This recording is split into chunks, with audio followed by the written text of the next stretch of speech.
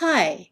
So now we're going to continue on with the idea of control variables, meaning using observational data without any kind of experimental manipulation to nonetheless try and learn causal effects by making apples to apples comparisons. And in the last chapter, we used stratification, the simplest possible statistical technique for trying to make apples to apples comparisons. And we're going to turn to multiple regression now, which is the most widely used approach for that. So, using multiple regression to estimate causal effects with control variables. So why do we need multiple regression? Why isn't stratification good enough? Well, first of all, you need more than one control variable. Smoking could be influenced by age, education, income, gender, marital status, and a whole bunch of other things to isolate the causal effect of one factor, like the price of cigarettes. All these other variables have to be controlled for at the same time. You really can't stratify by more than two variables before it's just impossible to understand. Like even with our simplest one that we had in the last chapter, we had two causal effects. So imagine if you've estimated 32 or 64 distinct causal effects. And that's even exacerbated because you don't just need all these different variables. For a lot of categorical variables, you need a few categories. More than 2 to 3 of them makes it even worse. More cells. And more cells gives you a small cell problem, meaning a small sample size, because then you don't have a precise estimate in that cell. And then finally, there are a whole bunch of non-categorical control variables, age, education, all sorts of things you want to use the full range of. And again, you can't do that with stratification. So we really need another approach. So as we have emphasized, regression is basically just a fancy version of correlation. It's a predictive method that best fit straight line that you did in statistics. So just like with any correlation, you need to do a lot of work with theory to try and justify a causal interpretation. And even then, as we've seen, it'll come with a lot of caveats. So what are the situations when you really can look at a regression and just say, yep, that's a causal effect? And the answer is when the independent variable is exogenous. So here we have an earnings and education regression result. Education in years is our independent variable. Here's its best fit coefficients, $6,268 per year of education. And here's our intercept, our prediction of earnings if for someone with 0 years of education. And of course, that's very out of sample. It's really not relevant to anything except for making a prediction. So how do we interpret this coefficient correctly, rigorously? For every additional year of education, we predict a person will earn $6,268 more. That's good because it's just a prediction. You see a person with 1 more year of education, you're predicting that they will earn more. Nothing causal implied in that language. A causal interpretation is if someone gets 1 more year of education, he's expected to earn $6,268 more. Since that's an average, but we can tell a whole room full of people, if you all got 1 more year of education, on average, you'd earn $6,268 more. When is that causal interpretation justified? When education's exogenous, like if it's randomly assigned to everyone. So we'll come back to that, of course, when we get to randomized experiments in the next chapter. But it'll also be very important in settings where by chance, by luck, by design that falls short of randomized experiments, your independent variable of interest is exogenously determined. So just a little bit of review for multiple regression. Y here is our dependent variable. And in the statistical version, x1, x2, all the way up to xk are a bunch of predictors or independent variables. And these are their coefficients multiplied by, so that means b1, the coefficient of x1 times x1. And again, this is wonderful for prediction, although with machine learning, they can do much better, fancier things too for prediction. But what do we do if we want causal effects? The x's are usually not exogenous. So we are going to use this to try and disentangle a causal effect.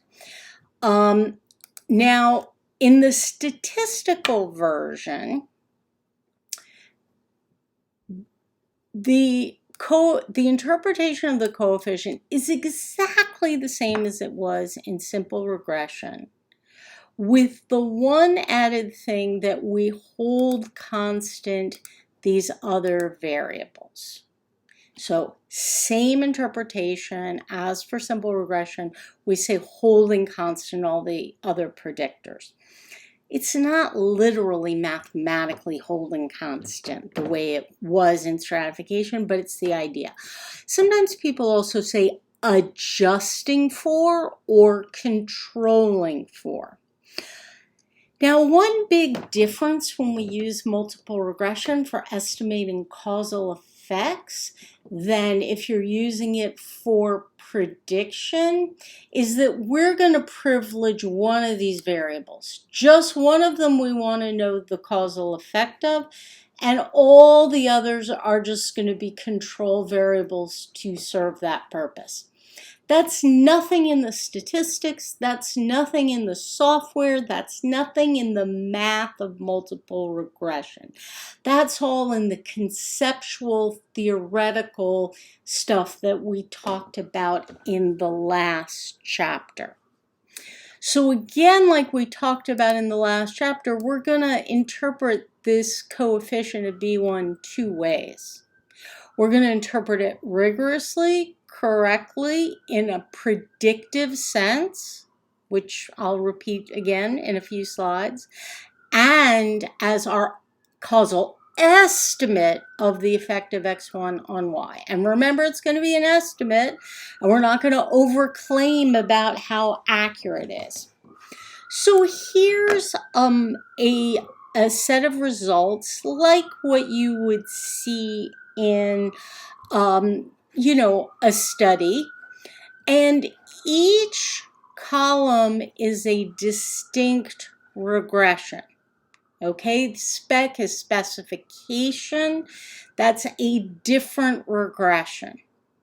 And when something's blank, it means it wasn't used as an independent variable in the regression, right? So here, the dependent variable is annual earnings in dollars. And we can see in this column that the only independent variable was a dummy variable for whether the person was a college graduate or not. This is essentially, this is essentially reproducing what we had in the last chapter. Like the coefficient of a dummy variable is just the difference in mean between the two groups. So this says, on average, college graduates earn $32,000 more than non-college graduates. The 2 stars are showing it's statistically significant. In a real study, you would have either a standard error or a confidence interval below the coefficient, or sometimes on the side. Just to try and help pedagogically, we're not showing you that now. The constant term is usually not going to be really meaningful. Like I said, it's going to be an out-of-sample thing, but for that one dummy variable case, it is. Remember, the constant term is your prediction of the dependent variable when the independent variable is 0. The independent variable here is college graduate or not. So when that variable is 0, you have someone who is not a college graduate. This constant says we predict that someone who's not a college graduate will earn $29,500 on average. So this is, again, making a connection to what we had in the prior chapter. Now we're going to, with the rest of the regressions, use education in years as the independent variable. So how do we interpret this rigorously without, you say, for every additional year of education, we predict someone will earn $6,268 more. That's it. It's also our estimated effect on earnings of a year of education. It is a no good, horrible, terrible, very bad, extremely naive estimate, right? We're not controlling for anything. It's not random how many years of education people get. But still, this is our first column baseline. It's our first estimated effect, bad as it is. In the next one, we control for test score, for early achievement. And now we don't have to use it as a dummy variable. We can do that in the form of a continuous variable. So that has advantages. It also has some disadvantages, but we can make use of the full range. Now, the main thing you want to do with a table like this is compare these two results. Now, when we see that our estimated effect, the really upwardly biased one, was really upwardly biased, and when we had this one control for their test score when they were 14, our estimate went down to $4,135. So we're going to interpret this coefficient two ways.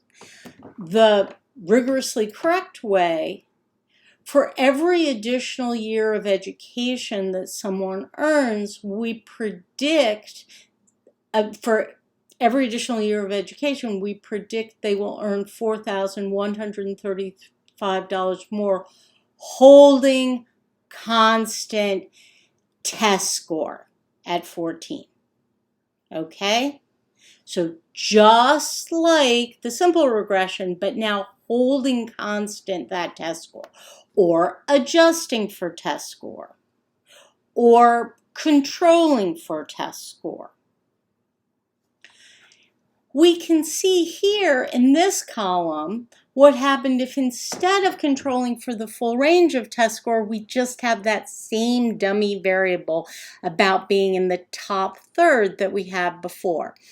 Now we haven't gotten rid of as much as the original omitted variables bias. It didn't fall by as much. What if we also controlled for mother's education? Now our estimated effect falls to 4,042. But what if we control for all these other background things we wanted to control for? Now the estimate has gone back up a little bit. Maybe based on our theory and things we know from other sources, this is our best estimate. So we're going to interpret this two ways. For every additional year of education, we predict that someone will earn another $4,847 per year, holding constant test score at age 14, mother's education in years, whether the family was in poverty when they were 14, gender, race, whether the mother was a manager. We're also going to say our best estimate of the effect of another year of education is that it will raise earnings by $4,847. Of course, we're concerned about remaining biased in that estimate for the following reasons. So again, even when something's your best estimate, you have to be clear about the remaining bias from unmeasured variables that might still be there. So again, you want to practice interpreting tables like that. We're going to see this in several studies we look at. But each column is a different regression, and the main thing you're doing here is you're comparing, you're seeing how that key coefficient of years of education changes as you change control variables. So here is how you interpret those things, just written in words so you have them in writing, but I said that. When you add controls, what you're trying to do is disentangle the effect. You're trying to see how the coefficient of the independent variable of interest changes as you add controls. And you saw not every example of this, but most. The first one you saw, and the most dramatic one, is that it reduces the coefficient's magnitude. Sometimes it can eliminate the effect. A coefficient becomes completely zero. You can also see it increase a coefficient magnitude. That's less common, at least starting from no controls, but we just saw an example of that when we went from specification 5 to specification 6. You can also, although it's less common, see a coefficient completely change sign. You also always want to interpret the coefficients of the control variables, even though you're not interested in them for their own sake, to see that they have a plausible sign and magnitude.